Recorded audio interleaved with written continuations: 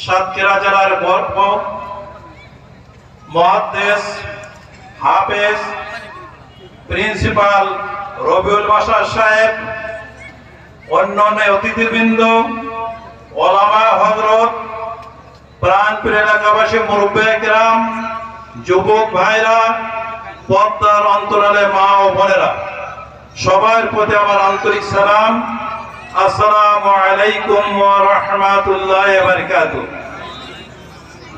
প্রথমে গত 5 আগস্টের পূর্বে এই জাতীয় কোন মাহফিল করার পথে কি বাধা কি প্রতিবন্ধকতা ছিল আপনারা সবাই জানেন। হারিয়ে ফেলেছিল তাদের বাক স্বাধীনতা, এদেশের মানুষ হারিয়ে ফেলেছিল তাদের গণতান্ত্রিক অধিকার, এদেশের মানুষ হারিয়ে ফেলেছিল তাদের স্বাধীনতা, তাদের সার্বভৌমত্ব, এদেশের মানুষের স্বাধীনতা, আইনের শাসন, এদেশের মানুষ হারিয়ে ফেলেছিল তাদের ভোটের অধিকার, কথা বলার অধিকার। কিন্তু হকের কথা বন্ধ করে, মাহফিল বন্ধ করে এই 15.5-16টি বছর যারা জুলুম নির্যাতন করেছিল, আল্লাহ দেখিয়ে দিয়েছেন যে আল্লাহ ছাড় দেয় কিন্তু ছেড়ে দেন না। সম্মানিত উপস্থিতি, আজকের এই বিজয় কোন হঠাৎ করে গড়ে ওঠা বা হঠাৎ করে কোনো ঘটনা নয়। কারণ আমরা যদি এই কেউ কোনোদিন চিরদিন এইভাবে চলতে পারে না। এই জন্য আমাদেরকে মনে রাখতে হবে,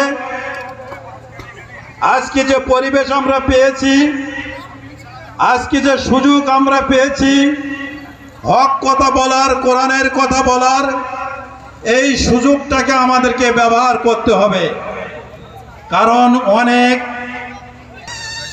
আমি তাই সবার কাছে আহ্বান করব, আসুন আজকের এই মাহফিল যাতে সুন্দর হয়, কোরআনের আলোচনাগুলো যেন সুন্দর করে আমরা শুনতে পারি, আমাদের মেহমান যে আলোচনাগুলো করবেন সেগুলো যেন আমরা ধারণ করতে পারি এবং সেগুলো যেন আমরা আমলে পরিবর্তন করতে পারি।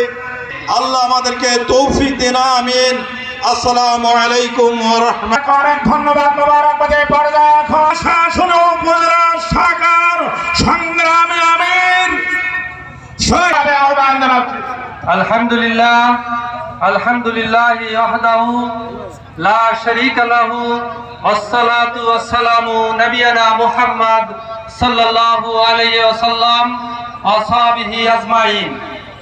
বুধাটা পূর্বপাড়া যুব কমিটি কর্তৃক আয়োজিত ঐতিহাসিক যে বিশিষ্ট ব্যবসায়ী জনাব গাউসুল আজম রাজ, সম্মানিত প্রধান অতিথি, আজকের এই মাহফিলের প্রধান বক্তা সাহেব, বিশেষ অতিথি হিসাবে আমাদের মাঝে উপস্থিত আছেন নন্দিত আলেমে দ্বীন বাংলাদেশ জামায়াত ইসলামী কেন্দ্রীয় মজলিসের অন্যতম সদস্য, আগরতলী কামিল মাদ্রাসার সম্মানিত প্রিন্সিপাল জনাব মুহাদ্দিস মুফাসসির হাফেজ